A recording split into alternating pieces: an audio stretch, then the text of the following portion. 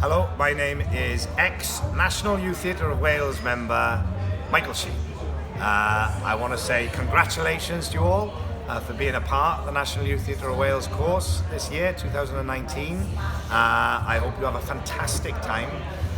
My time with the National Youth Theatre of Wales is incredibly special to me. I remember coming from Port Talbot and it was pretty much the first time I ever came to Cardiff, and that was exciting. I'd never been further than Neath before. To come together with all these people from all over Wales, it was the first time I really heard Welsh language being spoken, and it kind of opened my eyes to all kinds of things. I had the most amazing experience working together with a group of people who were all, like me, passionate about what we were doing, and it really catapulted me into what I went on to do afterwards. So it was a very special time for me. I hope you have a wonderful experience. I hope you enjoy being at Theatre Clwyd, fantastic theatre there, and enjoy. And I look forward to seeing the fruits of your labours.